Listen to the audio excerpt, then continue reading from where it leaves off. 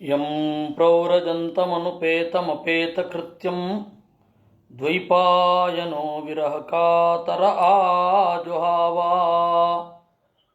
ಪುತ್ರಾ ಇತಿ ತನ್ಮಯತಯಾ ತರವೋಪಿ ನೇದುಃ ತಂ ಸರ್ವಭೂತಹೃದಯಂ ಮುನಿಮಾನತೋಸ್ಮಿ ಯಸ್ಯಾನುಭಾವಮಖಿಲಶ್ರುತಿಸಾರಮೇಕಂ ಅಧ್ಯಾತ್ಮದೀಪಮತಿತಿತೀರ್ಷತಾಂ ತಮೋಂಧಂ ಸಂಸಾರಿಣಾಂ ಕರುಣಯಾಃ ಪುರಾಣಗುಹ್ಯಂ ತಂ ವ್ಯಾಸಸೂನುಮುಪಯಾಮಿ ಗುರುಂ ಮುನೀನಾಂ ನಾರಾಯಣಂ ನಮಸ್ಕೃತ್ಯ ನರಂ ಚೈವ ನರೋತ್ತಮಂ ದೇವೀಂ ಸರಸ್ವತೀಂ ವ್ಯಾಸಂ ತತೋ ಗ್ರಂಥಮುದೀರಯೇ ಮಾತರ್ಮೇ ಮಾತರಿಶ್ವನ್ನ ಪಿತರತುಲಗುರೋ ಭ್ರಾತರಿಷ್ಟಾಪ್ತಬಂಧೋ ಸ್ವಾಮಿನ್ ಸರ್ವಾಂತರಾತ್ಮನ್ನಜರಜರಯಿತರ್ಜನ್ಮ ಮೃತ್ಯಾಮಯಾನಾಂ ಗೋವಿಂದೇ ದೇಹಿ ಭಕ್ತಿಂ ಭವತಿ ಚ ಭಗವನ್ನೂರ್ಜಿತಾಂ ನಿರ್ನಿಮಿತ್ತಾಂ ನಿರ್ವ್ಯಾಜಾಂ ನಿಶ್ಚಲಾಂ ಸದ್ಗುಣಗಣಬೃಹತೀಂ ಶಾಶ್ವತೀಂ ಆಚುದೇವ. ಹರಿ ಓಂ. ಶ್ರೀ ಶುಕ ಉವಾಚ. ಸಾಧು ಪೃಷ್ಟಂ ಮಹಾರಾಜ ಹರೇಶ್ಚರಿತಮದ್ಭುತಂ ಯದ್ಭಾಗವತ ಮಾಹಾತ್ಮ್ಯಂ ಭಗವದ್ಭಕ್ತಿವರ್ಧನಂ. ಶುಕಾಚಾರ್ಯರು ಪರೀಕ್ಷಿದ್ರಾಜನ ಪ್ರಶ್ನೆಗಳನ್ನು ಕೇಳಿದರು. ದೇವರು ಪಕ್ಷಪಾತಿ ಅಂತ ಅನ್ನಿಸೋದಿಲ್ವೇ ಅಂತ ಪರೀಕ್ಷಿದ್ರಾಜನ ಪ್ರಶ್ನೆಯ ಆಕಾರ. ಆ ಪ್ರಶ್ನೆಯ ಒಳಗಡೆ ಇನ್ನೂ ಅನೇಕ ಪ್ರಶ್ನೆಗಳಿವೆ. ಅದನ್ನು ಗಮನಿಸಿ ಶುಕಾಚಾರ್ಯರು ಹೇಳ್ತಾರೆ, ಸಾಧು ಪೃಷ್ಟಂ, ಚೆನ್ನಾಗಿ ಪ್ರಶ್ನೆ ಮಾಡಿದ್ದೀಯಾ. ಪರಮಾತ್ಮನ ಅದ್ಭುತವಾದ ಚರಿತ್ರೆಯನ್ನು ಹೇಳುವ ಒಂದು ಅನಿವಾರ್ಯತೆಯನ್ನು ನಿನ್ನ ಪ್ರಶ್ನೆ ನಿರೂಪಣೆ ಮಾಡ್ತಾ ಇದೆ. ಈ ಪರಮಾತ್ಮನ ಅದ್ಭುತವಾದ ಚರಿತ್ರೆಯಲ್ಲಿ ಯದ್ಭಾಗವತ ಮಾಹಾತ್ಮ್ಯಂ, ಭಗವದ್ಭಕ್ತರ ಚರಿತೆಯೂ ಅಡಕವಾಗಿದೆ. ಈ ಎಲ್ಲ ಹಿನ್ನೆಲೆಯಲ್ಲಿ ನೀನು ಕೇಳಿದ ಪ್ರಶ್ನೆ ಬಹಳ ಸೊಗಸು ಅಂದರು. ಗೀಯತೆ ಪರಮಂ ಪುಣ್ಯಂ ಋಷಿಭಿರ್ನಾರದಾದಿಭಿಃ ನತ್ವಾ ಕೃಷ್ಣಾಯ ಮುನಯೇ ಕಥಯಿಷ್ಯೇ ಹರೇಃ ಕಥಾಂ. ನಾರದ ಮೊದಲಾದ ಋಷಿಗಳು ಕೂಡ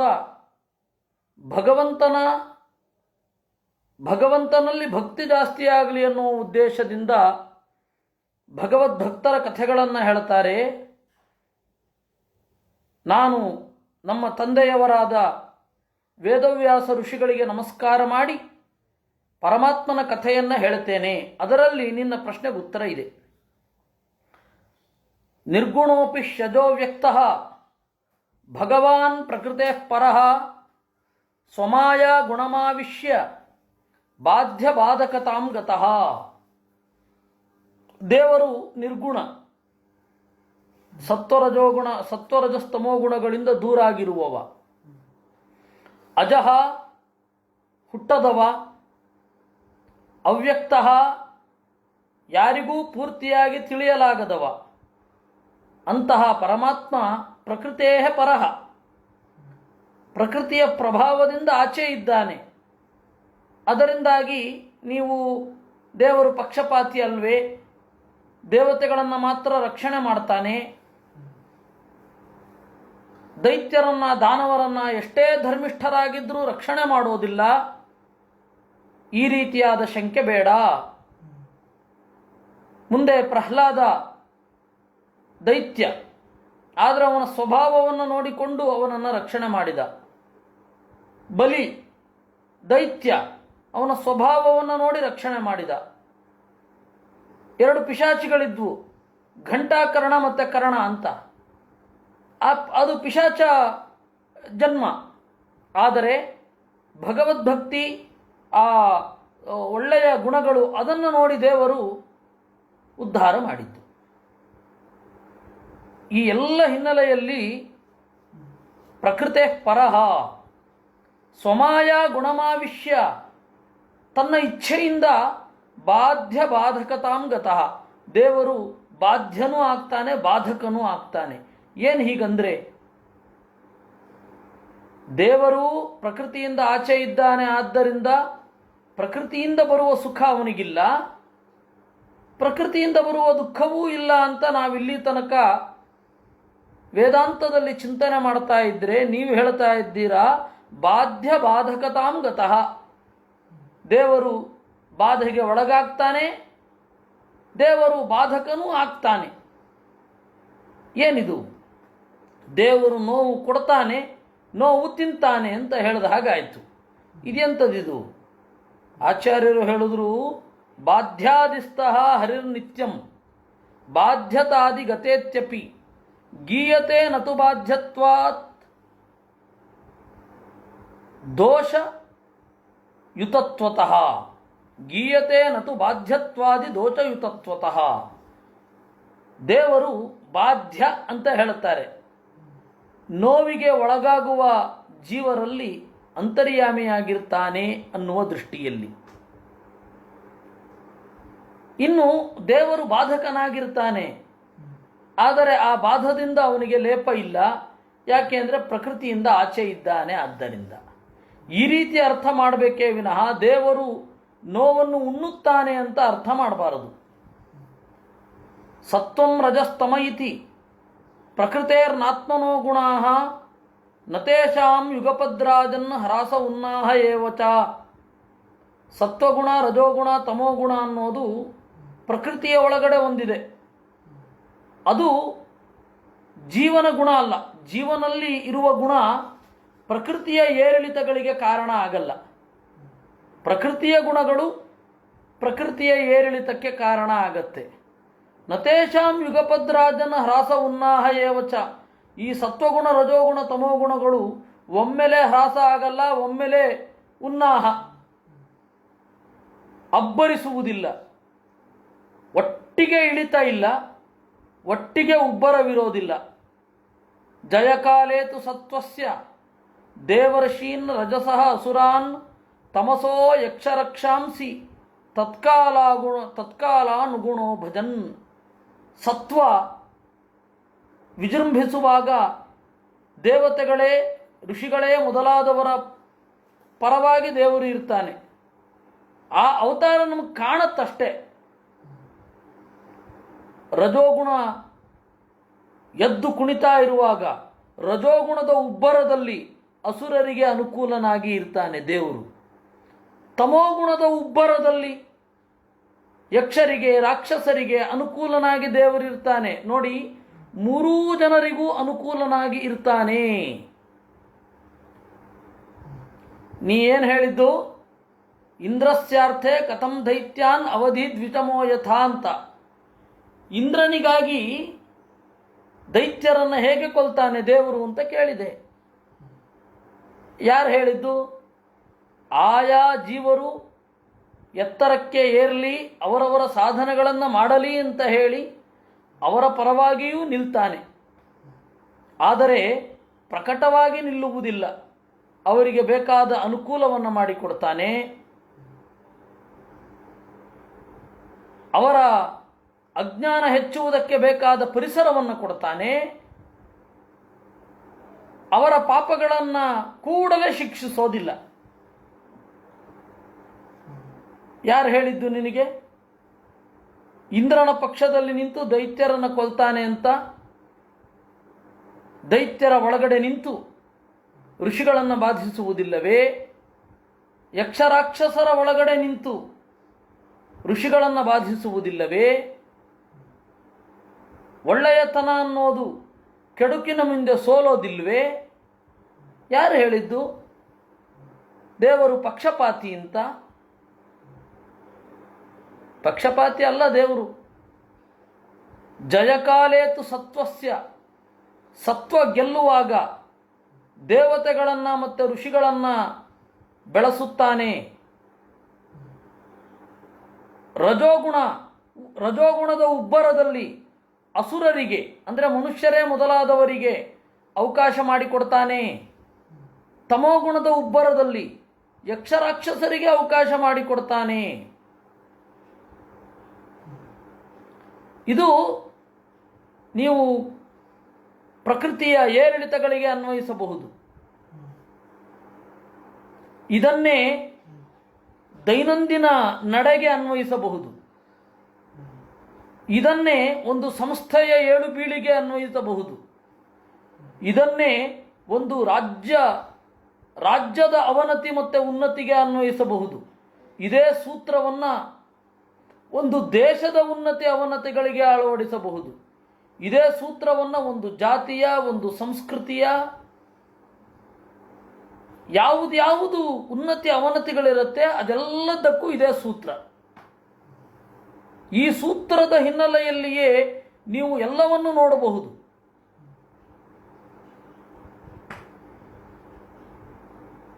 ಇಲ್ಲಿ ಅನುಕೂಲ ಅಂದರೆ ಏನು?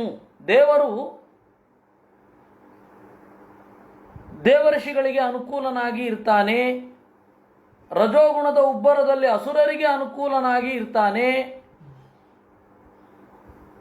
ತಮೋಗುಣದ ಉಬ್ಬರದಲ್ಲಿ ಯಕ್ಷರಿಗೆ ರಾಕ್ಷಸರಿಗೆ ಅನುಕೂಲನಾಗಿ ಇರ್ತಾನೆ ಅಂತ ಹೇಳ್ತಿರಲ್ಲ. ಆನುಕೂಲ್ಯ ಅಂದರೆ ಏನು?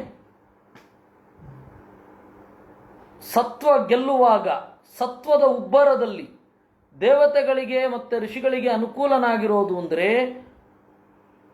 ಅವರ ಪ್ರಾರ್ಥನೆಯನ್ನು ಬೇಗ ಕೈಗೂಡಿಸುವುದು, ಅವರ ಪ್ರಾರ್ಥನೆಗೆ ಶೀಘ್ರವಾಗಿ ಸ್ಪಂದಿಸುವುದೇನಿದೆಯಲ್ಲ ಅದು ಅವರಿಗೆ ಅನುಕೂಲನಾಗಿರೋದು. ಅಸುರರು ದೇವರಿಲ್ಲ ಅಂತ ಮೆರಿತಾ ಇರ್ತಾರೆ, ನಾವು ಏನೋ ಕಂಡು ಹಿಡಿದೆವು ಅಂತಾರೆ.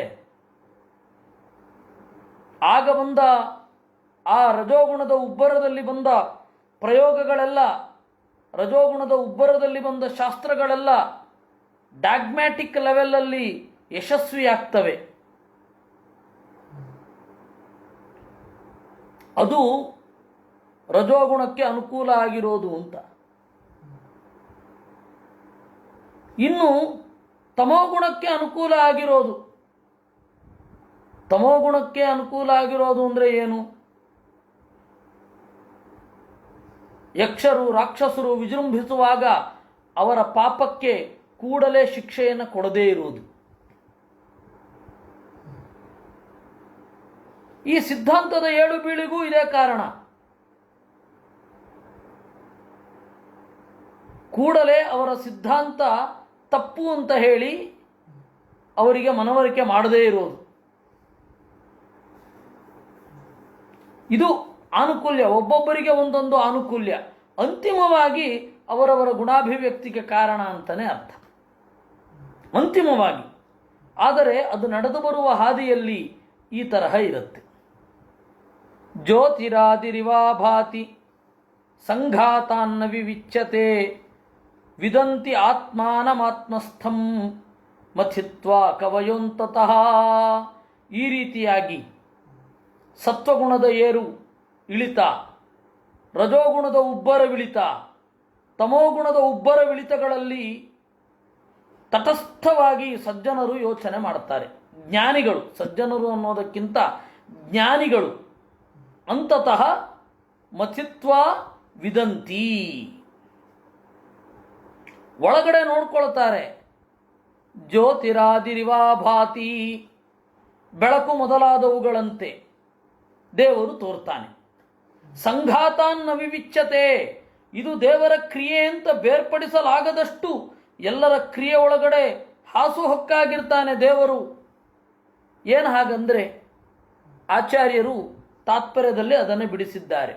ದಧಿಸ್ಥ ಘೃತವತ್ ಕಾಷ್ಟ ವನ್ಹಿವಚ್ಚ ಜನಾರ್ದನ ದೇಹೇಂದ್ರಿಯಾಸು ಜೀವೇಭ್ಯೋ ವಿವಿಚ್ಯ ಜ್ಞಾಯತೆ ನತು. ಮೊಸರಿನ ಒಳಗಿನ ತುಪ್ಪದ ಹಾಗೆ, ಕಟ್ಟಿಗೆಯೊಳಗಿನ ಬೆಂಕಿಯ ಹಾಗೆ ದೇವರು ಒಳಗಡೆ ಇರ್ತಾನೆ. ದೇಹ ಇಂದ್ರಿಯ ಅಸು ಜೀವೇಭ್ಯ ವಿವಿಚ್ಯ ಜ್ಞಾಯತೆ ನತು. ದೇಹದಿಂದ ಭಿನ್ನನಾಗಿ, ಇಂದ್ರಿಯದಿಂದ ಭಿನ್ನನಾಗಿ, ಪ್ರಾಣದಿಂದ ಭಿನ್ನನಾಗಿ, ಜೀವರಿಂದ ಭಿನ್ನವಾಗಿ ಅವನನ್ನು ಗುರುತಿಸ್ಲಿಕ್ಕಾಗಲ್ಲ. ಅದಕ್ಕೆ ಹೇಳಿದ್ದು ಭಾಗವತ, ಜ್ಯೋತಿರಾದಿರಿವಾಭಾತಿ ಸಂಘಾತಾನ್ನ ವಿವಿಚ್ಯತೆ ವಿದಂತಿ ಆತ್ಮಾನಮಾತ್ಮಸ್ಥಂ ಮಥಿತ್ವಾ ಕವಯಃ ಅಂತತಃ.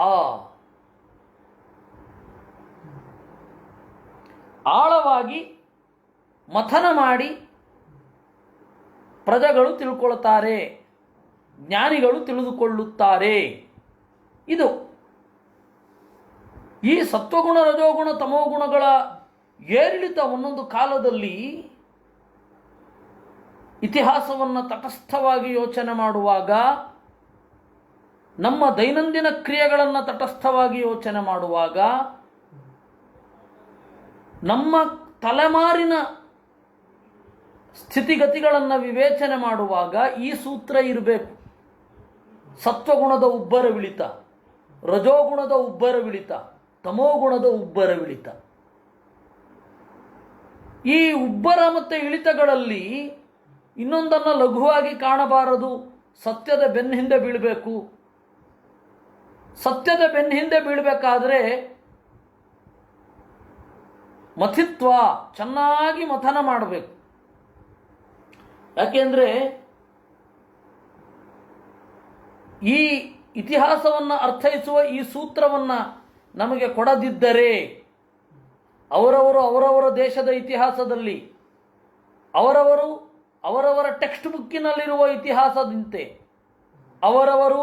ಅವರ ಸಂಸ್ಥೆಯಲ್ಲಿರುವ ದಾಖಲೆಗಳಂತೆ, ಅವರವರು ಪತ್ರಕರ್ತರು ನೋಡಿದ ಕಣ್ಣಿನಿಂದ ಇತಿಹಾಸವನ್ನು ತೀರ್ಮಾನ ಮಾಡಲಿಕ್ಕೆ ಬಂದ್ಬಿಡ್ತಾರೆ. ಅವಾಗ ಇತಿಹಾಸದ ಸತ್ಯ ಏನು ಗೋಚರ ಆಗತ್ತೆ? ದೇವರು ಹೇಗೆ ಗೋಚರ ಆಗಬೇಕು?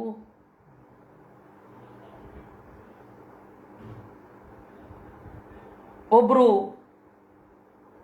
ಪ್ರಶ್ನೆ ಕೇಳೋದು, ಕೆಲವು ದಿವಸಗಳ ಹಿಂದೆ ನಮ್ಮನೆಗೆ ಯಾವುದಕ್ಕೋ ಬಂದಿದ್ರು. ಅವರಿಗೆ ದೇವರು ಅಂದರೆ ನಾನು ಅಂದ್ಕೊಂಡ ಹಾಗಿರಬೇಕು ಅಂತ ಒಂದು ಭ್ರಮೆ ಅವರಿಗೆ. ಅವರು ಅಲ್ಲ, ನಮ್ಮ ಮತ ಸರಿ, ವೇದ ಸರಿ ಅಂತ ಹೇಳ್ತೀರಾ, ವೇದಾನುಯಾಯಿಗಳು ಅಲ್ಪ, ಅದರಲ್ಲಿಯೂ ವೇದಕ್ಕೆ ಇದೇ ಅರ್ಥ ಅಂತ ಹೇಳಿ ಖಚಿತವಾಗಿ ಹೇಳುವವರು ಸ್ವಲ್ಪ, ಈ ಗ್ರಂಥಗಳನ್ನೆಲ್ಲ ಅನುಸರಿಸುವವರು ಸ್ವಲ್ಪ. ಯಾಕೆ ಹೀಗೆ?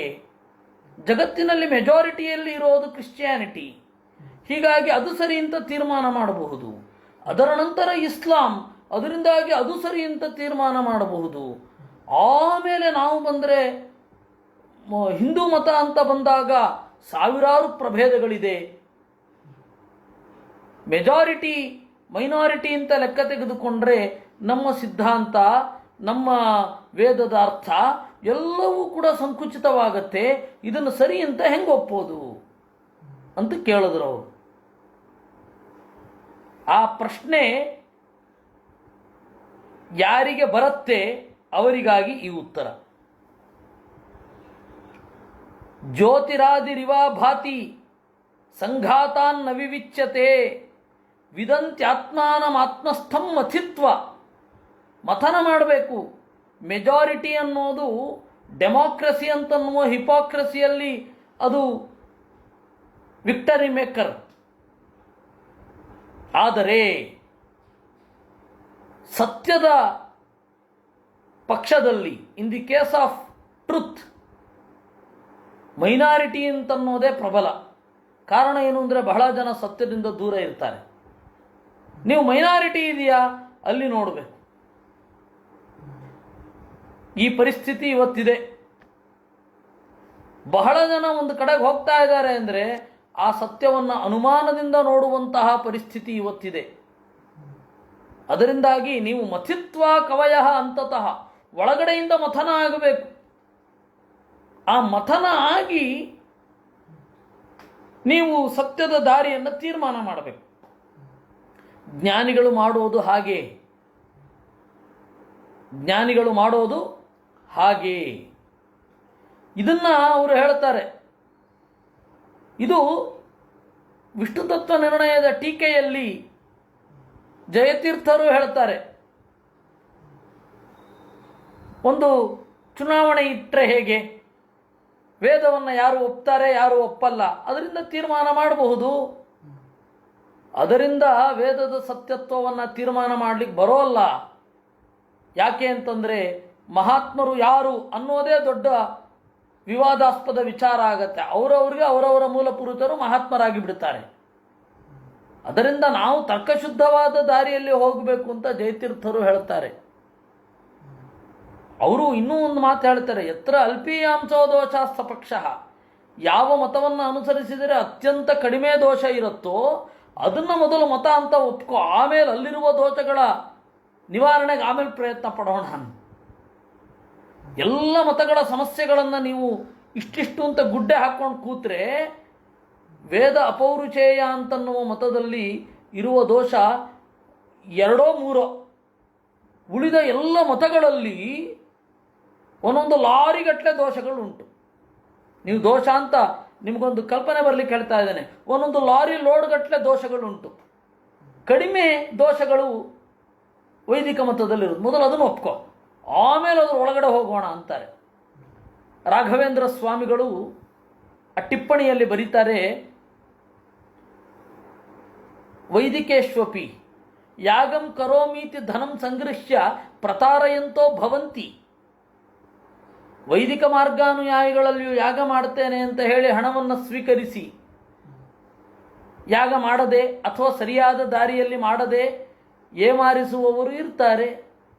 ಬೌದ್ಧೇಶ್ವಪಿ ರುಜವಃ ತತ್ವಜಿಜ್ಞಾಸವಃ ವರ್ತಂತೆ. ಬೌದ್ಧರಲ್ಲಿಯೂ ಕೂಡ ತತ್ವಜಿಜ್ಞಾಸುಗಳಾಗಿ ಬಹಳ ರುಜುಗಳಾಗಿ ನೇರವಾದ ನಡೆನುಡಿಯುವವರಾಗಿ ಇರ್ತಾರೆ.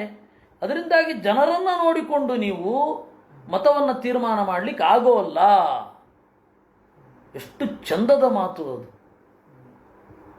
ರಾಘವೇಂದ್ರ ಸ್ವಾಮಿಗಳ ಮಾತು. ಅವ್ರ ಕಾಲದಲ್ಲಿ ಇದ್ದದ್ದನ್ನು ಅವರು ಹೇಳಿದ್ದು. ಅದರಿಂದಾಗಿ ನೀವು ಮತೀಯರನ್ನು ನೋಡಿ ಮತವನ್ನು ತೀರ್ಮಾನ ಮಾಡಲಿಕ್ಕೆ ಆಗುವಲ್ಲ. ಇಷ್ಟು ಸೂಕ್ಷ್ಮವಾದ ದಾರಿ. ಅದಕ್ಕೆ ಮಥಿತ್ವ, ಚೆನ್ನಾಗಿ ಹೃದಯದ ಒಳಗಡೆ ಮಥನ ಮಾಡಿ ನೀವು ಒಂದು ಸಂಗತಿಯನ್ನು ತಿಳ್ಕೊಳ್ಬೇಕು. ದೇವರು ಹೇಗೆ, ದೇವರ ಪಾತ್ರ ಏನು. ನನಗೆ ಬಹಳ ಚಿಕ್ಕಂದಿನಲ್ಲಿ ಒಂದು ಪುಸ್ತಕ ಸಿಕ್ಕಿತು, God in history or history of God ಅಂತ ಒಂದು ಪುಸ್ತಕ. ಕುತೂಹಲದಿಂದ ನಾನು ನೋಡಿದೆ, ಏನು ಹೇಳ್ತಾರೋ ಏನೋ ಅಂತ. ಅವರು ಗಾಡ್ ಇನ್ ಹಿಸ್ಟ್ರಿ ಅಂತ ಹೇಳಿದ್ರೆ ನನಗೆ ಆ ಪುಸ್ತಕ ಓದಿದ ಮೇಲೆ ನಿರಾಸೆ ಆಯಿತು. ದೇವರನ್ನು ಕುರಿತಾದ ವಿಚಾರಧಾರೆಗಳು 17ನೇ ಶತಮಾನ 18ನೇ ಶತಮಾನದಲ್ಲಿ ಯಾವ ರೀತಿ ಇದೆ ಅಂತ ಬರೆದಿದ್ದಾರೆ ಅವರು. ನಾನು ಏನೇನೋ ಅನ್ಕೊಂಡ್ಬಿಟ್ಟಿದ್ದೆ. ಆಮೇಲೆ ಅವತ್ತಿನಿಂದ ನಮ್ಮದೇ ತಪ್ಪು, ನೀವು ಅಷ್ಟು ಎಕ್ಸ್ಪೆಕ್ಟ್ ಮಾಡಿ ಇಂತ್ಯಾರು ಹೇಳಿದ್ದು. ಮೊದಲು ಯಾವ ಎಕ್ಸ್ಟೆಸ್ಸಿಗೆ ಒಳಗಾಗದೆ, ಯಾವ ಪೂರ್ವಗ್ರಹಕ್ಕೆ ಒಳಗಾಗದೆ ಪುಸ್ತಕ ಓದಬೇಕು, ಆಮೇಲೆ ಅದರ ಬಗ್ಗೆ ತೀರ್ಮಾನ ಕೊಡಬೇಕು. ನಾವು ಮೊದಲೇ ಆ ಪುಸ್ತಕದ ಹೆಸರು ಕೇಳಿ ಏನೇನೋ ಅಂದ್ಕೊಂಡ್ಬಿಟ್ರೆ, ನಾನು ಬೇರೆ ಯಾರಲ್ಲೂ ಎಕ್ಸ್ಪೆಕ್ಟ್ ಮಾಡಲ್ಲ, ಪುಸ್ತಕದ ಹೆಸರು ಕೇಳಿದ್ರೆ ಎಕ್ಸ್ಪೆಕ್ಟ್ ಮಾಡಿಬಿಡ್ತಾ ಇದ್ದೆ. ಬಹಳ ಮೂಲ ರಾಮಾಯಣಂ ಅಂತಿತ್ತು. ಏನು ಸಂತೋಷ ನನಗೆ. ತೆಗೆದು ನೋಡಿದ್ರೆ ವಾಲ್ಮೀಕಿ ರಾಮಾಯಣದ 1ನೇ ಸರ್ಗ ಮಾತ್ರ ಪ್ರಿಂಟ್ ಮಾಡಿ ಬಿಟ್ಬಿಟ್ಟಿದ್ದಾರೆ. ಎಂಥ ನಿರಾಸೆ ಆಗಬೇಡ. ಹೀಗಾಗತ್ತೆ ಎಷ್ಟೋ ಬಾರಿ. ಕೆಲವೊಮ್ಮೆ ನಾವು ಅಂದ್ಕೊಳ್ಳದೆ ಇರೋದು ಬಹಳ ಸೊಗಸಾಗಿ ಸಿಕ್ಬಿಡತ್ತೆ. ಯಾಕೆ ಹೇಳಿದ್ದು ಅಂತಂದರೆ, ಮಥಿತ್ವ, ಜ್ಞಾನಿಗಳು ದೇವರ ಪಾತ್ರವನ್ನು ಈ ದೃಷ್ಟಿಕೋನದಲ್ಲಿ ನೋಡ್ತಾರೆ. ಪ್ರಪಂಚದ ಏರಿಳಿತಗಳನ್ನು, ಪ್ರಪಂಚ ಸಾಗಿ ಬಂದ ದಾರಿಯನ್ನು, ಜ್ಞಾನಾಜ್ಞಾನಗಳ ಬಗೆಯನ್ನು ಈ ದೃಷ್ಟಿಕೋನದಲ್ಲಿ ನೋಡುತ್ತಾರೆ. ಸತ್ವಗುಣ, ರಜೋಗುಣ, ತಮೋಗುಣಗಳ ಏರಿಳಿತಗಳ ನಡುವೆ ನೀವು ನರಸಿಂಹಾವತಾರವನ್ನು, ನರಸಿಂಹನ ಕುಣಿತ ಇದು, ನರಸಿಂಹನ ಕುಣಿತ ಹೀಗೆ ನೋಡಬೇಕು ನೀವು. ಸತ್ವಗುಣ, ರಜೋಗುಣ, ತಮೋಗುಣಗಳ ಉಬ್ಬರವಿಳಿತಗಳಲ್ಲಿ ನರಸಿಂಹನ ಕುಣಿತವನ್ನು ನೀವು ನೋಡಬೇಕು ಅಂತಂದು ಭಾಗವತ ಹೇಳೋದು ಹೀಗೆ. ಅಂದರೆ ಅದಕ್ಕೊಂದು ಬಹಳ ವಿಸ್ತಾರವಾದ ಹರಿವು ಇದೆ. There is a vast current, ವಿಸ್ತಾರವಾದ ಹರಿವು. ಆ ನರಸಿಂಹಾವತಾರದ ಕಥೆಯ ಹಿನ್ನೆಲೆಯ ಸೂತ್ರ ಇದು, ಜಯಕಾಲೇತು ಸತ್ವಸ್ಯ ಅನ್ನುವಂಥದ್ದು. ಅದಕ್ಕಾಗಿ ಜೀವ ಸ್ವರೂಪಭೂತವಾದ ಅರಿವು, ಜೀವನ ಸ್ವರೂಪದ ಅರಿವು ಯಾವಾಗ ಬರುತ್ತೆ? ನರಸಿಂಹ ಜೀವನ ಸ್ವರೂಪಭೂತವಾದ ಅರಿವನ್ನು ನೀಡುವ ದೈವ. ಅದಕ್ಕಾಗಿ ತತ್ವನ್ಯಾಸದಲ್ಲಿ ಜೀವನಲ್ಲಿ ಲಕ್ಷ್ಮೀ ನರಸಿಂಹನನ್ನು ಚಿಂತನೆ ಮಾಡೋದು. ಕ್ಷ ಅನ್ನುವ ಅಕ್ಷರದಿಂದ ಪ್ರತಿಪಾದ್ಯನಾದ ಲಕ್ಷ್ಮೀ ನರಸಿಂಹ ಜೀವ ಸ್ವರೂಪದಲ್ಲಿ ಚಿಂತನೆ ಮಾಡೋದು. ಈ ದೊಡ್ಡ ಹಿನ್ನೆಲೆಯಲ್ಲಿ ನರಸಿಂಹಾವತಾರದ ಕಥೆ ತೆರೆದುಕೊಳ್ಳುತ್ತೆ. ಅಲ್ಲಿಂದ ಮುಂದೆ ಉಂಟು ಇನ್ನು. ಯದಾ ಸಿಸೃಕ್ಷು ಪುರ ಆತ್ಮನ ಪರೋ ರಜಸೃಜತ್ಯೇಷ ಪೃಥಕ್ ಸ್ವಮಾಯಯ ಸತ್ವಂ ವಿಚಿತ್ರಾಸುರಿರಂ ಸುರೀಶ್ವರ ಶೈಷ್ಯಮಾಣಃ ತಮಯೀರಯತ್ಯಸೌ. ಸರಿ, ಈ ತರಹದ ಸತ್ವಗುಣ, ರಜೋಗುಣ, ತಮೋಗುಣಗಳ ಉಬ್ಬರವಿಳಿತಕ್ಕೆ ಸಾಕ್ಷಿ ಏನು? ಎರಡು ಅಂದ್ರು. ಸೃಷ್ಟಿಕಾಲದಲ್ಲಿ ಈ ಜಗತ್ತನ್ನು ಸೃಷ್ಟಿಸುವಾಗ ತ್ರಿಗುಣಗಳನ್ನು ಬಳಸಿಕೊಂಡ ಬಗೆ, ದೈನಂದಿನ ಕೆಲಸಗಳಲ್ಲಿ ದೇಹದ ರಿಯಾಕ್ಷನ್ ಯಾವ ರೀತಿ ಇರುತ್ತೆ, ಇವೆರಡನ್ನು ನೋಡಿಕೊಂಡ್ರೆ ಇತಿಹಾಸವನ್ನು ನೀವು ಮ್ಯಾಚ್ ಮಾಡಬಹುದು ಅಂದರು. ಏನು ಅದ್ಭುತವಾದ ಸೂತ್ರ ಇದು ಕೊಡ್ತಾ ಇರೋದಿದು. ಯದಾ ಸಿಸೃಕ್ಷು, ಯದಾ ಯಾವಾಗ, ಆತ್ಮನಃ ಜೀವನ, ಪುರಃ ಶರೀರವನ್ನು, ಸಿಸೃಕ್ಷು ಸೃಷ್ಟಿ ಮಾಡಲು ಬಯಸಿ, ರಜಃ ಸೃಜತಿ ರಜೋಗುಣದ ಪರಿಣಾಮವಾದ ಬಯಕೆಯನ್ನು ಸೃಷ್ಟಿ ಮಾಡ್ತಾನೆ. ವಿಚಿತ್ರಾಸು ರಿರಂಸುಹು, ಥರಥರದ ರೀತಿಗಳಲ್ಲಿ, ಥರಥರದ ದಾರಿಗಳಲ್ಲಿ, ರಿರಂಸುಹು ಆನಂದವಾಗಿ ವಿಹಾರ ಮಾಡಲು ಬಯಸಿ, ಸತ್ವಂ ಸೃಜತಿ ಸತ್ವವನ್ನು ಸೃಷ್ಟಿ ಮಾಡ್ತಾನೆ. ಶೈಷ್ಯಮಾಣಃ ತಮಃ ಈರಯತಿ, ಕಡೆಯಲ್ಲಿ ತಮೋಗುಣವನ್ನು ಸೃಷ್ಟಿ ಮಾಡ್ತಾನೆ. ಇದೇ ರೀತಿ ಪ್ರಪಂಚದ ನಡೆ, ದೇಹದ ನಡೆ, ನೀವು ದೈನಂದಿನ ಸೃಷ್ಟಿಯನ್ನು ತೆಗೆದುಕೊಂಡ್ರೆ, ದೈನಂದಿನ ನಡೆಯನ್ನು ತೆಗೆದುಕೊಂಡ್ರೆ, ಬೆಳಗ್ಗೆ ಹೇಳ್ತೇವೆ, ಏಳುವ ಬಯಕೆ ಇಲ್ಲದೆ ಹೋದರೆ ಹೇಳೋದೇ ಇಲ್ಲ, ಮಲ್ಕೊಂಡೇ ಇರ್ತೇವೆ. ಯಾವುದೋ ಒಂದು ಎಬ್ಸತ್ತೆ, ಇಲ್ಲ ಬೇಗ ಹೇಳು, ಈ ಕೆಲಸ ಮಾಡಬೇಕು ಅಂತ ದಿಗ್ಗನೆ ಎದ್ದೇಳ್ತೇವೆ. ಅದು ರಜೋಗುಣ, ಮಾಡಬೇಕು ಅನ್ನುವ ಅನಿವಾರ್ಯ ಅಥವಾ ಮಾಡಬೇಕು ಅನ್ನುವ ಬಯಕೆ. ಇದಾದ ಮೇಲೆ ಸತ್ವ ಜ್ಞಾನ, ನಂತರದ ಕಸುಬನ್ನು ನಡೆಸಲಿಕ್ಕಾಗಿ ಇರಬಹುದು, ಅಥವಾ ಯಾವುದು ಒಳಿತು ಯಾವುದು ಕೆಡಕು ಅಂತ ಹೇಳಿ ಆ ದಾರಿಯಲ್ಲಿ ಹೋಗೋದಿರಬಹುದು, ಅದು ಸತ್ವ. ಆಮೇಲೆ ರಾತ್ರಿ ಆಗ್ತಿದ್ದ ಹಾಗೆ ದಣಿವಾಯಿತು, ಅದು ತಮಸ್ಸು. ಇದೇ ರೀತಿ ಪ್ರಪಂಚದ ಬೆಳವಣಿಗೆಯಲ್ಲಿಯೂ ಇರುತ್ತದೆ. ಪ್ರಪಂಚದ ಬೆಳವಣಿಗೆಯೂ ಹೀಗೆ ಇರುತ್ತೆ. ಮೂರೂ ಗುಣಗಳು ನಾಮುಂದು ತಾಮುಂದು ಅಂತ ಹೇಳಿ ಸಮುದ್ರದಲ್ಲಿ ತೆರೆಗಳೇಳುವಂತೆ ಹೇಳ್ತಾ ಕೆಳಗಡೆ ಬೀಳ್ತಾ ಇರುತ್ತೆ. ಅದಕ್ಕೆ ಹೇಳಿದ್ದು ಗುಣಗಳ ಉಬ್ಬರವಿಳಿತವಿದು ಅಂತ.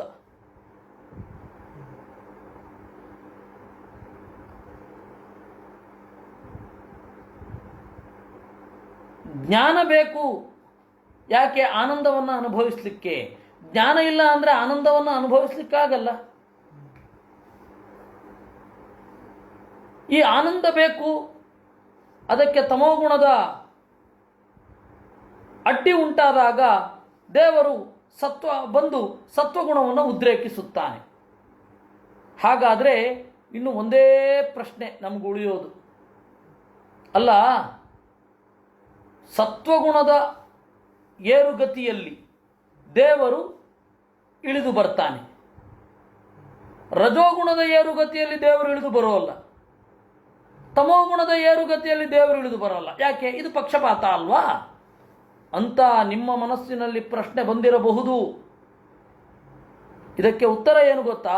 ದೇವರು ಬೇಕು ಅಂತ ರಜೋಗುಣದವ್ರಿಗೂ ಅಂತಿರಲ್ಲ, ತಮೋಗುಣದವ್ರಿಗೂ ಅಂತಿರಲ್ಲ. ಅವರಿಗೆ ಅನ್ನಿಸದೆ ಹೋದರೆ ದೇವರು ಯಾಕೆ ಇಳಿದು ಬರಬೇಕು? ಸತ್ವಗುಣದ ಉಬ್ಬರ ಆದಾಗ ದೇವತೆಗಳಿಗೆ ಅನ್ಸತ್ತೆ ದೇವರು ಬೇಕು ನಮಗೆ ಅಂತ. ಉಬ್ಬರ ಆಗುವಾಗ ದೇವತೆಗಳಿಗೆ ಅನ್ಸತ್ತೆ, ಋಷಿಗಳಿಗೆ ಅನ್ಸತ್ತೆ ದೇವರು ಬರಬೇಕು ಅಂತ ಅವತಾರ ಮಾಡ್ತಾನೆ. ರಜೋಗುಣದ ಅಬ್ಬರದಲ್ಲಿ ರಾಜಸರಿಗನ್ಸಲ್ಲ ದೇವರು ಬೇಕು ಅಂತ. ತಮೋಗುಣದ ಉಬ್ಬರದಲ್ಲಿ ದೇವ್ರಿಗನ್ಸತ್ತೋ? ಇದು ತಾಮಸರಿಗನ್ಸತ್ತಾ ದೇವ್ರು ಬೇಕು ಅಂತ? ಯಾರಿಗನ್ಸತ್ತೆ ಅವ್ರ ಹತ್ರ ಬರ್ತಾನೆ. ಎಲ್ಲರೂ ಪ್ರಶ್ನೆ ಮಾಡೋದು ಇಷ್ಟೇ, ದೇವರು ಎಲ್ಲರಿಗೂ ಸಮಾನವಾದ ಸುಖ ಕೊಡಲಿ, ಯಾಕೆ ದೇವರು ಪಕ್ಷಪಾತ ಮಾಡ್ತಾನೆ ಅಂತ. ಅಯ್ಯ, ಸುಖ ಬೇಕು ಅಂತ ರಾಜಸರಿಗಿಲ್ಲ ತಾಮಸರಿಗಿಲ್ಲ, ನೀವ್ಯಾಕೆ ಒದ್ದಾಡಬೇಕು? ಇಲ್ಲ ಅಂತ ಹೆಂಗೆ ಗೊತ್ತು? ಸ್ವಾಮಿ ಅವ್ರಿಗಿದ್ದಿದ್ರೆ ದೇವರನ್ನು ಪ್ರೀತಿಸ್ತಾ ಇದ್ರು. ದೇವರನ್ನ ದ್ವೇಷಿಸ್ತಾರೆ ಅಂತಂದ್ರೆ ದೇವರು ಆನಂದಪೂರ್ಣನಾದ ದೇವರನ್ನ ದ್ವೇಷಿಸೋದು ಅಂದ್ರೇನು? ದುಃಖ ಬೇಕು ಅಂತ ತಾನೇ ಅದು. ಎಲ್ಲರ ಪರವಾಗಿ ವಕೀಲರಾಗಲಿಕ್ಕೆ ಹೋಗ್ತಾರೆ, ಬೇಕಿಲ್ಲ. ಎಲ್ಲರ ಪರವಾಗಿ ವಕೀಲರಾಗಬೇಡಿ. ಯಾಕೆ ವಕೀಲರಾಗಬೇಕು ನೀವು? ಅವರಿಗುಂಟ, ರಾಜಸರಿಗುಂಟ, ತಾಮಸರಿಗುಂಟ. ನೀವು ತಾತ್ಕಾಲಿಕವಾದ ಕರುಣೆಯಿಂದ ತೊಯ್ದವರಾಗಿ ನೀವು ಹೀಗೆ ಯೋಚನೆ ಮಾಡ್ತೀರಾ? ದೇವರು ಎಲ್ಲ ವರ್ಗದವರಿಗೂ ಕೂಡ ಸುಖವನ್ನು ಕೊಟ್ಟರೆ ಎಷ್ಟು ಚೆನ್ನಾಗಿರುತ್ತೆ. ದೇವರು ಯಾಕೆ ಈ ರೀತಿ ಮಾಡ್ತಾನೆ ಅಂತ ನೀವೇ ದೇವರಾಗಿದ್ದರೆ ಬೇರೆ ಯಾರೋ ಅಂದ್ಕೊಳ್ಳೋದನ್ನು ಕೇಳ್ತೀರಾ? ದೇವರು ಯಾಕೆ ಕೇಳಬೇಕು? ನಾವು ಅಧಿಕಾರದಲ್ಲಿದ್ದಾಗ ನಮಗಿಷ್ಟ ಬಂದಾಗ ಮಾಡ್ತೇವೆ, ಹಾಗೆ ದೇವರು ಕೂಡ. ಆದರೆ ದೇವ್ರಿಗೆ ಅದೊಂದು ನಿಯಮ ಇದೆ, ಸ್ವತಂತ್ರ. ತನ್ನ ಅಧೀನದಲ್ಲಿ ತಾನಿದ್ದಾನೆ, ಮಾಡ್ತಾನವನು. ನೀವು ಎಲ್ಲರ ಪರವಾಗಿ ಯಾಕೆ ಯೋಚನೆ ಮಾಡಬೇಕು? ಯೋಚನೆ ಮಾಡಿ ಸರಿ ಮಾಡಲಿಕ್ಕೆ ಆಗ್ತದ? ಇಲ್ಲ, ಮತ್ತೇನು? ಅದರಿಂದ ಜಯಕಾಲೇತು ಸತ್ವಸ್ಯ, ಸತ್ವಗುಣದ ಉಬ್ಬರಗಳಲ್ಲಿ ದೇವತೆಗಳನ್ನು ಕೈ ಹಿಡಿಲಿಕ್ಕಾಗಿ ದೇವರು ಅವತಾರ ಮಾಡ್ತಾನೆ. ರಜೋಗುಣದ ಅಬ್ಬರದಲ್ಲಿ ದೇವರು ಪರೋಕ್ಷವಾಗಿ ಸಹಕಾರಿಯಾಗಿರ್ತಾನೆ ಅವರು ಬೆಳಿಲಿಕ್ಕೆ. ಅವರು ತುದಿಗೆ ಹೋಗಿ ಮತ್ತೆ ಮುಂದೆ ಕ್ಯಾಡೆ ಬೀಳ್ತಾರೆ. ಬೇರೆ ತಮೋಗುಣ, ತಾಮಸರು, ಅವರಿಬ್ಬರೂ ಕೂಡ ಆ ಗುಣದ ಉಬ್ಬರದಲ್ಲಿ ಅದನ್ನು ಬಯಸೋಲ್ಲ. ಮತ್ತೆ ಯಾಕೆ ದೇವರು ಬರಬೇಕು? ನೀವು ಬಯಸದೆ ದೇವರಿಗೆ ಯಾಕೆ ಬರಬೇಕು? ದೇವ್ರಿಗೇನು ಆಗಬೇಕಾಗಿಲ್ಲ.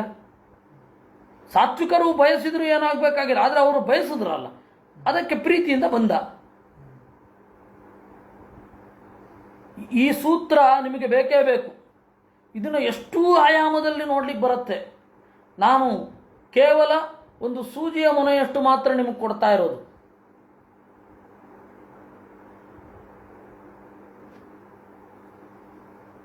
ಅದರಿಂದ ಕಾಲಂ ಚರಂತಂ ಸೃಜತೀಶಾಶ್ರಯ ಪ್ರಧಾನ ಪುಂಭ್ಯಾಂ ನರದೇವ ಸತ್ರಕೃತ್ ಸತತ್ರ ತತ್ರೋ ಭಯ ಸಿದ್ಧಿಮಾಪ್ನುಯಾತ್ ಲಿಂಗಾತ್ಮನೋ ಲಿಂಗಗುಣಾಶ್ಚ ಸಂತಿ. ಪ್ರಧಾನ ಪುಂಭ್ಯಾಂ ಸಹ, ಪ್ರಧಾನ ಹೇಳಿದರೆ ಲಕ್ಷ್ಮೀ, ಭಾರತಿ ಮೊದಲಾದವರು. ಪುಂಭ್ಯಾಂ ಪುರುಷರು, ಬ್ರಹ್ಮ ಮೊದಲಾದ ಪುರುಷರು. ಇವರಿಬ್ಬರ ಜೊತೆಗೆ ಆಶ್ರಯ, ಅವರಿಗೆ ಆಶ್ರಯನಾಗಿ ಅವರಿಬ್ಬರಿಂದ ಕೂಡಿರುವ ಕಾಲವನ್ನು ಸೃಷ್ಟಿ ಮಾಡ್ತಾನೆ. ಪ್ರಧಾನ ಪುರುಷಾಭ್ಯಾಂ ಸಹ ಸಂತಂ ಕಾಲಂ ಸೃಜತಿ. ಪ್ರಕೃತಿ ಪುರುಷ ಕಾಲರನ್ನ ಕಲಸಿ ದೇವರೇನು ಮಾಡ್ತಾನೆ? ಸೃಷ್ಟಿ ಮಾಡ್ತಾನೆ. ಹೀಗೆಯೇ ಆಗಬೇಕು. ಅದರಿಂದಾಗಿ ಪುರುಷನನ್ನು ಸೃಷ್ಟಿ ಮಾಡಿದ, ಅವನು ಕಾಲಾಭಿಮಾನಿ. ಅದು ಮುಖ್ಯ ಪ್ರಾಣ ಆಗಿರಬಹುದು, ಬ್ರಹ್ಮ ಆಗಿರಬಹುದು. ಬ್ರಹ್ಮ ಜೀವಾಭಿಮಾನಿ. ಅದರಿಂದಾಗಿ ಜೀವ ಹುಟ್ಟಿದಾಗಲೇ ಕಾಲದ ಅರಿವಿನೊಂದಿಗೇನೇ ಇರ್ತಾನೆ. ಕಾಲದ ಅರಿವಿಲ್ಲದೆ ಇರುವುದೇ ಇಲ್ಲ. ಅದಕ್ಕೆ ಹೇಳಿದ್ದು ಪ್ರಧಾನ ಪುಂಭ್ಯಾಂ ಸಹ ಸಂತಂ ಕಾಲಂ ಸೃಜತಿ. ಅದರಿಂದ ಸತ್ಯಕೃತ್, ಈ ಕಾಲ, ಈ ಜಗತ್ತು, ಇದನ್ನು ಅನುಭವಿಸುವ ಮನಸ್ಸು, ಅನುಭವಿಸುವ ಪ್ರಜ್ಞೆ, ಇವುಗಳೆಲ್ಲವೂ ಸತ್ಯವೇ. ಸ ತತ್ರ ತತ್ರೋ ಭಯಸಿದ್ಧಿ ಮಾಪ್ನುಯಾತ್. ಅಲ್ಲಿ ಆಯಾ ಕಾಲದಲ್ಲಿ ಉಭಯ ಸಿದ್ಧಿ ಮಾಪ್ನುಯಾತ್, ಎರಡನ್ನೂ ಕೂಡ ಎತ್ತರಕ್ಕೆ ಏರಿಸುತ್ತಾನೆ. ಉಭಯ ಸಿದ್ಧಿ, ದೈತ್ಯರನ್ನ ಮತ್ತು ದೇವತೆಗಳನ್ನು ಇಬ್ಬರನ್ನು ಎತ್ತರಕ್ಕೆ ಏರಿಸುತ್ತಾನೆ. ಯಾಕೆ? ಲಿಂಗಾತ್ಮನೋ ಲಿಂಗಗುಣಾಶ್ಚ ಸಂತಿ. ಜೀವನಿಗೆ ಶಾರೀರಿಕವಾದ ಮಾನಸಿಕವಾದ ಗುಣಗಳೆಲ್ಲ ಇರ್ತವೆ. ಇದ್ಯಾವುದು ಮಿಥ್ಯ ಅಲ್ಲ, ಸತ್ಯಕೃತ್, ನಮ್ಮ ಜೈವಿಕ ಅನುಭವಕ್ಕೆ ಬಂದಿರುವಂಥದ್ದು.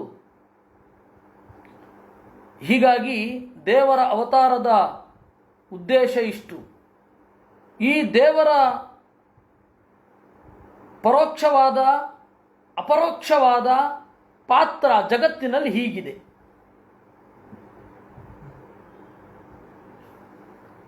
ಸ ಏತರಾಜನ್ನಪಿ ಕಾಲೈಷಿತ ಸತ್ವಂ ಸುರಾನೀಕಮಿವೈಧಯತ್ಯಜಃ ತತ್ಪ್ರತ್ಯನೀಕಾನ ಸುರಾಂಸುರಪ್ರಿಯೋ ರಜಸ್ತಮಸ್ಕಾನ್ ಪ್ರಮಿಣೋತ್ಯುರುಶ್ರವಾಃ.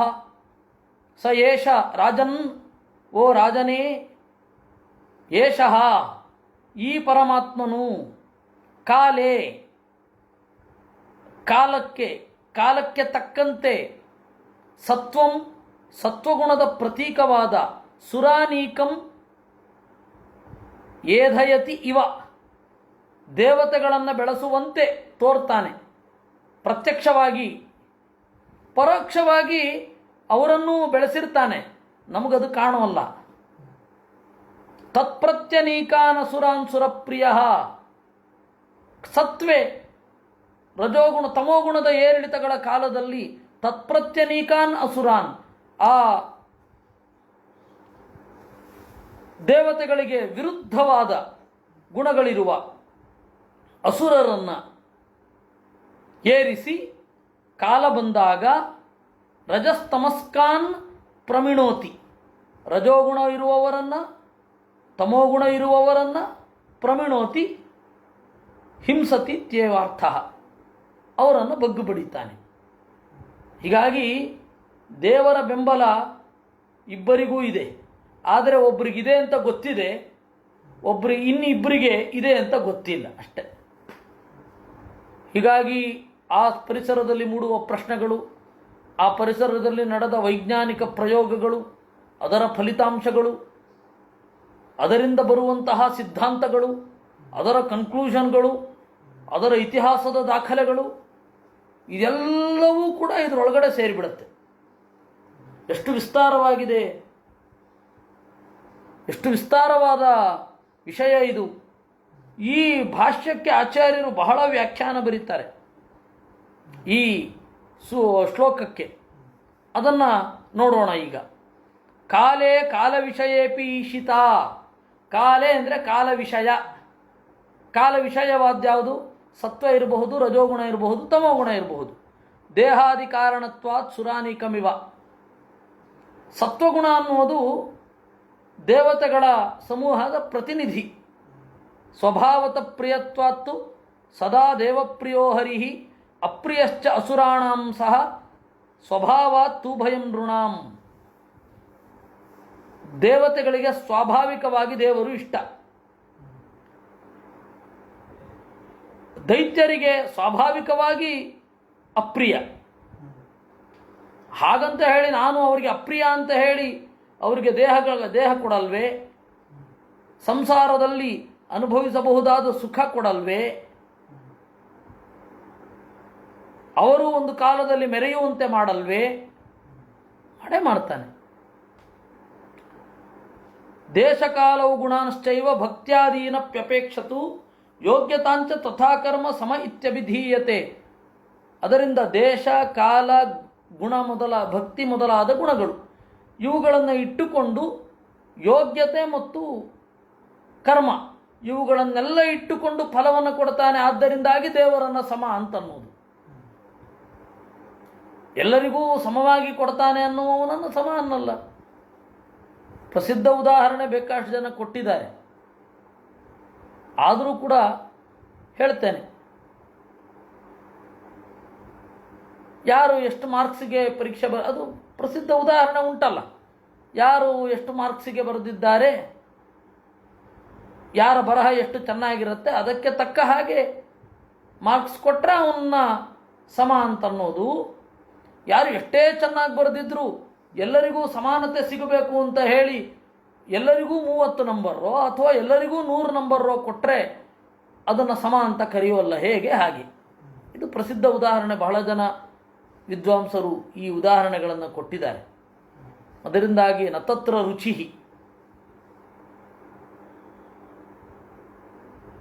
ನನಗೆ ಅದನ್ನು ಕೊಡಬೇಕು ಅಂತಲೇ ನೆನಪಿಸಿದ್ದೆ ಅಷ್ಟೆ. ಸ್ವತಃ ಪ್ರಿಯೋಪಿ ದೇವಾನಾಂ ಉತ್ಪಾದ್ಯೈವ ಗುಣಾನಿಮಾನ್ ಇತರೇತಾಂ ತಥಾದೋತಾನ್ ಸುಖ ದುಃಖೇ ದದಾತ್ಯಜ. ಆಚಾರ್ಯರು ಹೇಳಿದ್ರು, ಹೀಗೆ ಸ್ವತಃ ಪ್ರಿಯನಾಗಿದ್ದರೂ ಕೂಡ ದೇವತೆಗಳಿಗೆ ಈ 3 ಗುಣಗಳ ಉಬ್ಬರವಿಳಿತದಲ್ಲಿ ಅವರ ದೇಹ, ಅವರ ಮನಸ್ಸು, ಅವರ ಕಾಲ, ಅವರ ಪರಿಸರದಲ್ಲಿ ಏನು ಪರಿಣಾಮ ಉಂಟಾಗುತ್ತೆ ಅದಕ್ಕೆ ತಕ್ಕ ಫಲವನ್ನು ಕೊಡ್ತಾನೆ. ಹಾಗೆ ಮನುಷ್ಯರಿಗೆ, ಹಾಗೆ ದೈತ್ಯರಿಗೆ. ಉಭಯಂತು ಮನುಷ್ಯಾಣಾಂ ಅತಸ್ಥ ಸಮಯೀರಿತಃ. ಇನ್ನು ಮನುಷ್ಯರಿಗೆ ದೋಷವೂ ಸಮ, ಗುಣವೂ ಸಮ. ಅದರಿಂದಾಗಿ ದೇವರನ್ನು ಪ್ರೀತಿಸ್ತಾರೆ, ದೇವರನ್ನು ದ್ವೇಷಿಸ್ತಾರೆ. ಒಂದು ಹಂತದಲ್ಲಿ ಪ್ರೀತಿಸ್ತಾರೆ, ಒಂದು ಹಂತದಲ್ಲಿ ದ್ವೇಷಿಸ್ತಾರೆ. ದ್ವೇಷ ಮತ್ತು ಪ್ರೀತಿ ಎರಡೂ ಮಿಶ್ರಿತವಾಗಿ ಬರುವಾಗ ಒಂದು ವಿಚಿತ್ರವಾದ ಭಾವನೆ ಇರುತ್ತೆ. ಮನುಷ್ಯರಿಗೆ ಹಾಗೆ ದೇವರ ಮೇಲಿರುತ್ತೆ, ಅವ್ರಿಗೆ ಗೊತ್ತಿರಲ್ಲ. ಅದಕ್ಕೆ ಒಂದು ಜಾಮಿತಾದೋಷ ಪರಿಹಾರಾಯ ಏಕಾ ಕಥಾ ಭಣ್ಯತಿ. ಈ ಭಾಗವತ ಯಜ್ಞದಲ್ಲಿ ಜಾಮಿತಾದೋಷ ಪರಿಹಾರಕ್ಕಾಗಿ ಒಂದು ಕಥೆ. ಒಬ್ಬ ವ್ಯಕ್ತಿ ಇದ್ದ. ಅವನು ಬೆಳಗ್ಗೆ ಎದ್ದು ಕಾಡಿಗೆ ಹೋಗ್ತಾ ಇದ್ದ. ರಾಜ ತನ್ನ ಅರಮನೆಯ ಮಹಡಿಯ ಮೇಲ್ಗಡೆಯಿಂದ ಇವನನ್ನು ನೋಡ್ತಾ ಇದ್ದ. ಅವನನ್ನು ನೋಡುವಾಗ ಕರುಣೆ ಆಗ್ತಾ ಇತ್ತು ರಾಜನಿಗೆ. ಹರಕಲು ಬಟ್ಟೆ, ಬಡಕಲು ಮೈ, ಕೈಯಲ್ಲಿ ಕೊಡಲಿ ಹಿಡಿದು ಬೆಳಗ್ಗೆ ಏನೋ ಬುತ್ತಿ ಕಟ್ಟಿಕೊಂಡು ಕಾಡಿಗೆ ಹೋಗ್ತಾನೆ. ಅವಾಗ ನೋಡ್ತಾ ಇದ್ದ. ಆಮೇಲೆ ರಾಜನ ಕೆಲಸಗಳಲ್ಲಿ ತೊಡಗುತ್ತಾ ಇದ್ದ. ಸಂಜೆ ಒಂದು ಸ್ವಲ್ಪ ರಿಲೀಫ್ಗಾಗಿ ಮಹಡಿಯ ಮೇಲ್ಗಡೆ ನಿಂತ ಇದ್ದಾಗ ಅವನು ಆಚೆಯಿಂದ ಬರ್ತಾ ಇರ್ತಿದ್ದ. ಕಟ್ಟಿಗೆ ತಗೊಂಡು ಬರ್ತಾ ಇದ್ದಾನೆ. ಸಿಟ್ಟು ಬರ್ತಾ ಇತ್ತು ರಾಜನಿಗೆ. ಯಾಕೆ ಅಂತ ಗೊತ್ತಿಲ್ಲ. ಹೋಗಿ ಅಲ್ಲಿ ಕೇಳಿದ. ಮಂತ್ರಿಗೆ ಇದು ಕುತೂಹಲ, ರಾಜನಿಗೆ ಈ ರೀತಿ ವೇರಿಯೇಷನ್ ಯಾಕೆ ಆಗ್ತಾ ಇದೆ ಅಂತ. ಬೆಳಗ್ಗೆ ಯಾವ ವ್ಯಕ್ತಿಯ ಮೇಲೆ ಕರುಣೆ ಬರುತ್ತೋ ಸಂಜೆ ಅದೇ ವ್ಯಕ್ತಿಯ ಮೇಲೆ ದ್ವೇಷ ಬರೋದು ಅಂದ್ರೆ ಏನರ್ಥ? ಸರಿ, ಒಂದ್ಸರ್ತಿ ಅವ್ರ ಮನೆಗೆ ಹೋದ್ರು ಮಾರುವೇಷದಲ್ಲಿ. ಅವಾಗೆಲ್ಲ ರಾಜರು ಮಾರುವೇಷ ಹಾಕೊಳ್ಳೋದು ಇತ್ತು. ಹೋದ್ರೆ ಅಲ್ಲಿ ಇವ್ರು ಯಾರು ಅಂತ ನೋಡದೆ ಅವ್ರು ಆಧರಿಸಿ ಬಾಗಿಲು ತೆಗೆದ್ರು. ಅದು ಯಾವುದೋ ಒಂದು ರೂಮ್ ಇದೆ, ಅದನ್ನು ತೆಗಿರಿಯಿಂದ ಮಂತ್ರಿ ತೆಗಿತಾರೆ. ಕಟ್ಟಿಗೆ. ಏನಿದು, ಮಾರಲ್ವ ಇದನ್ನ ಅಂದ. ಅದು 4-5 ಬೇರೆ ಮರಗಳ ಕಟ್ಟಿಗೆಯನ್ನು ಕಡಿದು ಒಂದು ಶ್ರೀಗಂಧದ ಮರವನ್ನು ಕಡಿದು ನಮ್ಮ ಮನೆಯವರು ತರ್ತಾರೆ. ಅದು ಇಷ್ಟೇ ಯಾಕೆ ಅಂತ ಕೇಳಿದ. ಅದು ನಾವು ಬಹಳ ಬಡವರಲ್ವಾ, ರಾಜ ಅಕಸ್ಮಾತ್ ಸತ್ತೋದ್ರೆ ರಾಜ ಅಕಸ್ಮಾತ್ ಸತ್ತೋದ್ರೆ ಶ್ರೀಗಂಧದ ಕಟ್ಟಿಗೆಯನ್ನೇ ತೆಗೆದುಕೊಳ್ಳೋದು. ಹೀಗಾಗಿ ಶ್ರೀಗಂಧದ ಕಟ್ಟಿಗೆ ಸ್ಟಾಕು, ದೂರಾಲೋಚನೆ. ರಾಜನಿಗೆ ಆಗ ಅರ್ಥ ಆಯಿತು. ಬೆಳಗ್ಗೆ ಹೋಗ್ತಾ ಇರುವಾಗ ಅವನ ಬಡತನವನ್ನು ನೋಡಿ ಕರುಣೆ, ಸಂಜೆ ಬರ್ತಾ ಇರಬೇಕಾದ್ರೆ ರಾಜ ಸತ್ತೋದ್ರೆ ನನಗೆ ದುಡ್ಡು ಸಿಗತ್ತೆ, ಯಾಕೆಂದರೆ ರಾಜ ಸತ್ತೋದ್ರೆ ಗಂಧದ ಚಕ್ಕೆಗಳಿಗಾಗಿ ಹುಡುಕ್ತಾರೆ, ನನಗೆ ಅದರಲ್ಲಿ ಇದೆ ಅಂತನ್ನುವ ಅವನ ಭಾವನೆ ಅವನಿಗೆ ಗೊತ್ತಿಲ್ಲದೆ ಇವನಿಗೆ ಸಿಟ್ಟು ಬರುತ್ತೆ ಅಂತ. ಆ ಭಾವನೆ ಇವನಿಗೆ ಸಿಟ್ಟು ಬರುತ್ತೆ. ಯಾಕೆ ಕಾರಣ ಗೊತ್ತಿರಲ್ಲ. ಮನುಷ್ಯರಿಗೆ ಆ ತರಹ ಇರುತ್ತೆ ದೇವರ ಬಗ್ಗೆ. ಅದನ್ನ ಅವರು ಹೇಳಿದ್ದು, ಇತರೇತಾಂ ತಥಾ ದೋಷಾನ್ ಸುಖ ದುಃಖೇ ದದಾತ್ಯಜ ಉಭಯಂತು ಮನುಷ್ಯಾಣಾಂ ಅತಸ್ಸ ಸಮಯೀರಿತಃ. ಈ ದೊಡ್ಡ ಕಾರಣದಿಂದಾಗ ಅವನು ಸಮ. ಏನು ಒಂದೇ ಒಂದು ಡಿಫ್ರೆನ್ಸು ಆಗಲೇ ನಾವು ನೋಡಿದ್ದೇವೆ. ರಜೋಗುಣದವರು ಮತ್ತು ತಮೋಗುಣದವರು ಅವರ ಗುಣದ ಉಬ್ಬರದ ಕಾಲದಲ್ಲಿ ದೇವರು ಅವ್ರ ಜೊತೆಗಿರಲ್ಲ. ಸತ್ವದ ಉಬ್ಬರದ ಕಾಲದಲ್ಲಿ ಮತ್ತು ಅಬ್ಬರದ ಕಾಲದಲ್ಲಿ ದೇವರು ಸಾತ್ವಿಕರ ಜೊತೆಗಿರ್ತಾನೆ. ಅದೇ ಅವತಾರವಾಗಿ ಕಾಣ್ತಾನೆ. ಸರಿ, ಹಾಗಾದರೂ ಯಾಕೆ ಮಾಡಬೇಕು? ಆ ಧ್ಯಾನಾಯ ಪ್ರಯೋಜನಾಭಾವ ಅಂತಂದ್ರು ವೇದವ್ಯಾಸರು. ಧ್ಯಾನಕ್ಕಾಗಿ. ಸುಮ್ಮನೆಯೇ ಭಾಗವತ ತಾತ್ಪರ್ಯ ಅಂದರೆ ಈ ತರಹದ ಸೂಕ್ಷ್ಮ ಪ್ರಮೇಯಗಳನ್ನು ಹೇಳುತ್ತದೆ. ನೀವು ಭಾಗವತ ತಾತ್ಪರ್ಯವನ್ನು ಓದದಿದ್ದರೆ ಮಧ್ವಮತದ ಪ್ರಮೇಯಗಳೇ ಅರ್ಥ ಆಗಲ್ಲ. ಭಾಗವತ ತಾತ್ಪರ್ಯ ಓದದೇ ಇದ್ದರೆ ಮಧ್ವಮತದ ಅಧ್ಯಯನ ಅಪೂರ್ಣ. ಇತಿ ಬ್ರಹ್ಮತರ್ಕೇ ಯಥಾಕ್ರಮಂ ಪುನಶ್ಚ ಅನಾದಿ ನಿಯತಾಶ್ಚೈವ ಗುಣದೋಚಾತ್ ಸುರಾದಿಚು ಯಥಾಕ್ರಮಂ ಪುನಶ್ಚೈವ ನಿಯಮಾದ್ವರ್ಧಿತಾಸ್ತದ. ಅದರಿಂದಾಗಿ ದೇವರೇನು ಮಾಡಿದ್ದಾನೆ, ಈ ಅವರವರಿಗೆ ಅನುಕೂಲವಾಗಿ ಸಾಧನೆ ಮಾಡಲಿಕ್ಕೆ ಅನುಕೂಲವಾಗಿ ಇಡೀ ಜಗತ್ತಿನ ನಡೆಯನ್ನು ಈ ಉಬ್ಬರವಿಳಿತಗಳಿಗೆ ಒಳಪಡಿಸಿದ್ದಾನೆ. ವಿಷ್ಣುನೈವ ತಥೋನ್ಯೇಷಾಂ ವಿಷಮಶ್ಚ ಜನಾರ್ದನ. ಇದು ಬೇರೆಯವ್ರಿಗೆ ಅರ್ಥ ಆಗಲ್ಲ. ಅವರು ಈ ದೊಡ್ಡ ಹಿನ್ನೆಲೆ ಇಲ್ಲದೆ ದೇವರು ವಿಷಮ ಅಂದ್ಬಿಡ್ತಾರೆ. ಇತಿ ಬ್ರಹ್ಮತರ್ಕೇ. ಇಷ್ಟನ್ನು ನಾವಿವತ್ತು ನಿಲ್ಲಿಸೋಣ. ನಾಳೆ ಇದನ್ನು ಮುಂದುವರಿಸೋಣ. ಹೀಗಾಗಿ ಇಷ್ಟು ದೊಡ್ಡ ಹಿನ್ನೆಲೆಯಲ್ಲಿ ಇದೆ. ಇನ್ನೂ ಇದರ ಆಯಾಮಗಳಿದೆ, ನೋಡೋಣ. ಕೃಷ್ಣಾರ್ಪಣಮಸ್ತು. ಅನೇನ ಭಾವಿಯತ್ ಪುಣ್ಯಂ ತದಾಪ್ನೋತು ಪಿತಾ ಮಮ.